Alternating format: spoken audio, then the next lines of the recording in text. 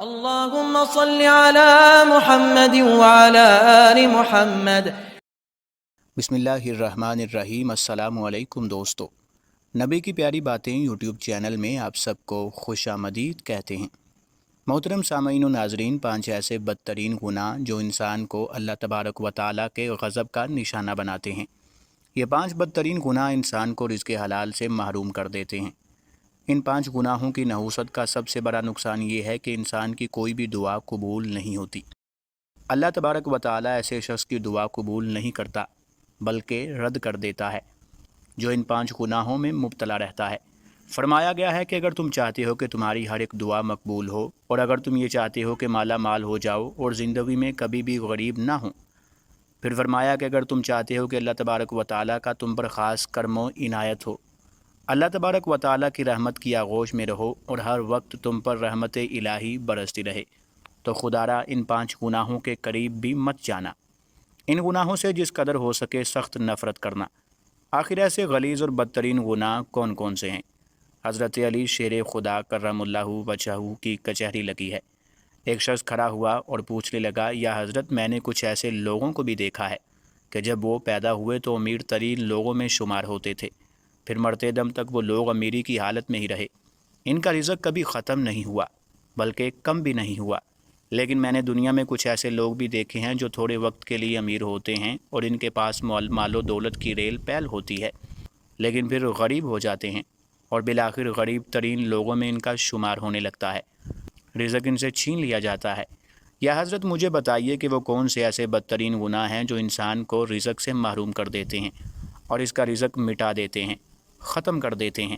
حضرت علی رضی اللہ تعالیٰ عنہ نے فرمایا، اے شخص، 5 بدترین گناہ ایسے ہیں جو انسان کا رزق ختم کر دیتے ہیں۔ پوچھا گیا کہ حضرت، آخر وہ بدترین گناہ کون کون سے ہیں؟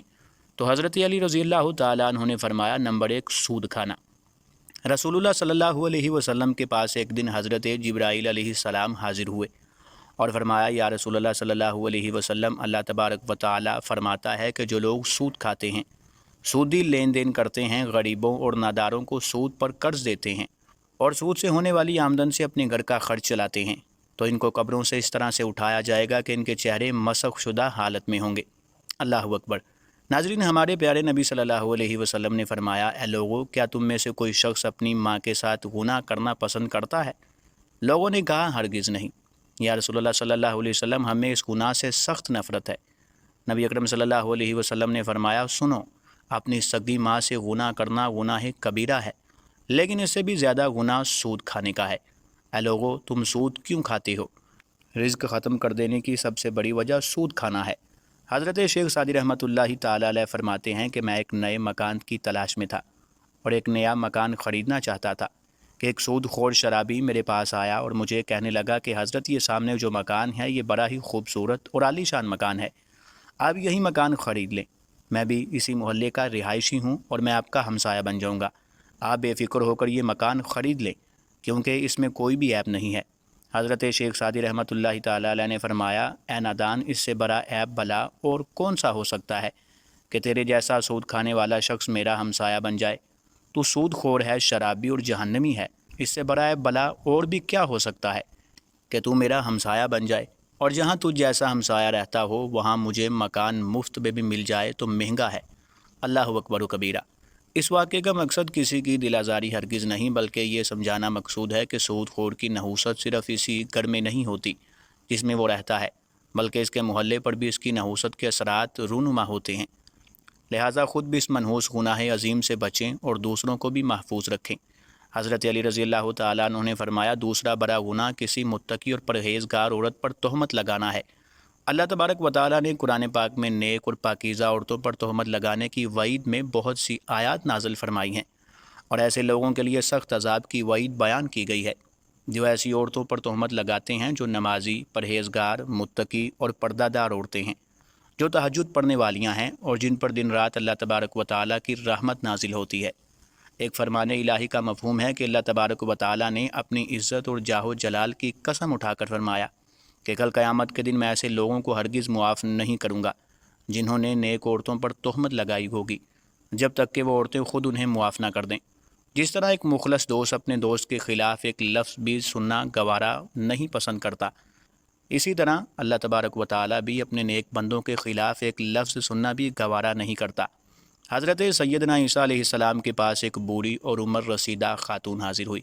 کہنے لگی، حضرت میں بہت دور سے آئی ہوں اور میرا ایک شوہر تھا جس سے میں بے حد محبت کرتی تھی، وہ مجھے بے حد عزیز تھا، لیکن آج سے 30 سال پہلے میرا شوہر فوت ہو گیا تھا۔ اب وہ روزانہ میرے خواب میں آ کر مجھ سے کہتا ہے کہ ایک بار آ کر میری قبر کھودو اور میرا چہرہ تو دیکھو۔ ایسا ایک بار نہیں کئی بار ہو چکا ہے کہ میرا 30 سال پہلے فوت ہو جانے والا شوہر اب ہر روز میرے خواب میں آ کر مجھے یہ کہتا ہے کہ ایک بار میری قبر کھود کر تو دیکھو۔ یہ سن کر حضرت عیسیٰ علیہ السلام نے فرمایا، آؤ تیرے شوہر کی قبر پر چلتے ہیں۔ قبرستان چلے گئے۔ حضرت عیسیٰ علیہ السلام نے پوچھا کہ بتا تیرے شوہر کی قبر کون سی ہے؟ عورت نے آپ کو قبر دکھائی تو حضرت عیسیٰ علیہ السلام تھوڑی دیر کے لیے قبر کے پاس کھڑے ہو گئے، اپنے دونوں ہاتھ اللہ تبارک و تعالیٰ کی بارگاہ میں اٹھائے دعا کرتے رہے، اور اس دوران آپ کی آنکھوں میں آنسو رواں دوا تھے۔ پھر آپ نے دعا مکمل کی اور اس قبر کی جانب اشارہ کر کے فرمایا کہ اے قبر میں سونے والے، اللہ کے حکم سے اٹھ کھڑا ہو۔ آپ کا کہنا تھا کہ ایک دم سے قبر پھٹی اور اس کے اندر سے ایک ایسا شخص اٹھ کر کھڑا ہو گیا کہ جسے دیکھ کر اس بڑھیا نے ایک زوردار چیخ ماری، زمین پر گری اور بے ہوش ہو گئی۔ ایک ایسا انسان قبر سے نکلا کہ جس کا بدن تو انسانوں جیسا ہی تھا، لیکن اس کا چہرہ مسخ کر دیا گیا تھا۔ کچھ دیر میں بڑھیا ہوش میں آئی تو حضرت عیسیٰ علیہ السلام نے قبر سے نکلنے والے اس شخص سے پوچھا، کیا انسان بتا تو دنیا میں ایسا کون سا کام کیا کرتا تھا جس کی تجھے اتنی بڑی سزا ملی اور اتنا بڑا عذاب ملا کہ تیرا چہرہ مسخ کر دیا گیا ہے؟ اس نے کہا، حضرت صرف ایک بری عادت اور ایک گناہ عظیم کی نحوست نے میرے چہرے کو مسخ کر دیا۔ پوچھا گیا کہ وہ کون سی عادت تھی، وہ کون سا گناہ تھا؟ تو کہنے لگا کہ حضرت میں نیک عورتوں پر تہمت لگایا کرتا تھا۔ اللہ اکبر و کبیرہ۔ حضرت علی رضی اللہ تعالیٰ عنہ فرماتے ہیں، تیسرا بڑا گناہ اللہ تبارک و تعالیٰ کے ساتھ کسی کو شریک ٹھہرانا۔ میرے نبی صلی اللہ علیہ وسلم نے فرمایا، اے صحابہ، مر جانا، مٹ جانا، ٹکڑے ٹکڑے ہو جانا، پاش پاش ہو جانا، لیکن کبھی خدائے وحدہ لا شریک کے ساتھ شرک نہ کرنا۔ کل قیامت کے دن اللہ تبارک و تعالیٰ اگر چاہے تو زمین و آسمان کے برابر گناہ گاروں کو بھی بخش سکتا ہے، ان کی مغفرت فرما سکتا ہے، مگر سنو کہ شرک کرنے والے کو اللہ تبارک و تعالیٰ کبھی بھی نہیں بخشے گا۔ اس کے بعد حضرت علی رضی اللہ تعالیٰ عنہ نے فرمایا، شخص چوتھا بدترین گناہ کسی پر جادو کرنا یا کروانا، اس سوچ کے ساتھ کہ وہ شخص اپنی زندگی میں خوش کیوں ہے، یعنی کسی کی خوشیوں کا جنازہ نکالنے کے لیے، کسی کا جینا حرام کرنے کے لیے، اس کا رزق ختم کرنے کے لیے، اس کو غربت اور تنگ دستی کے دلدل میں دھکیلنے کے لیے، اس کو بیماریوں کی تکلیف اور مصیبت میں ڈالنے کے لیے اس پر جادو ٹونے کروانا۔ فرمایا ایسا شخص دائرہ اسلام سے خارج ہو جاتا ہے۔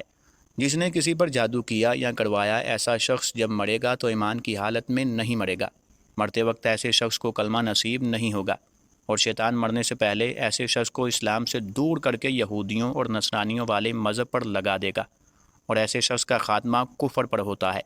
حضرت علی رضی اللہ تعالیٰ عنہ نے فرمایا، پانچواں بڑا اور بدترین گناہ جو اللہ تبارک و تعالیٰ کو بے حد ناپسند ہے، وہ ہے کسی کو ناحق دکھ پہنچانا، کسی کو تکلیف پہنچانا، کسی کا جینا حرام کیے رکھنا، کسی کو ظاہری یا پوشیدہ طور پر نقصان پہنچانا اور کسی کے نقصان پر خوشیاں منانا، کسی کو دکھ دے کر، کسی کو درد دے کر، کسی کا جینا حرام کر کے، کسی کی زندگی برباد کر کے، کسی کی آنکھوں سے آنسو نکال کے، کسی کی عزت کو خاک میں ملا کے۔ تجھے کیا لگتا ہے کہ تو ساری زندگی ایسے ہی مسکراتا رہے گا؟ بس وقت کے الٹنے کی دیر ہے، تیری باری بھی دور نہیں ہے، اور پھر انتظار کرنا اللہ تبارک و تعالیٰ کی جانب سے نازل کردہ سخت ترین عذاب کا، جو تیری دنیا اور آخرت دونوں کو جہنم بنا دیں گے۔ اللہ تبارک و تعالیٰ سے دعا ہے کہ ہمیں نیکی کی بات کو سننے، سمجھنے اور اس پر عمل کرنے کی طاقت و توفیق عطا فرمائے، اور اس ویڈیو میں بیان کیے گئے 5 بدترین گناہوں سے بچنے کی توفیق عطا فرمائے۔ آمین یا رب العالمین۔ محترم ناظرین، ہم امید کرتے ہیں کہ آپ کو آج کی ہماری یہ اسلامی معلوماتی ویڈیو ضرور پسند آئی ہوگی۔ اگر آپ کو ویڈیو اچھی لگی ہو تو ویڈیو کو لائک ضرور کریں اور اپنے دوستوں کے ساتھ بھی شیئر کریں، اور مزید اس طرح کی اسلامی معلوماتی ویڈیوز دیکھنے کے لیے ہمارا پیارا چینل نبی کی پیاری باتیں ضرور سبسکرائب کر لیں، اور ساتھ موجود بیل کے بٹن پر بھی لازمی کلک کر دیں۔ ہم حاضر ہوں گے ایک نئی اسلامی معلوماتی ویڈیو کے ساتھ۔ تب تک کے لیے خدا حافظ۔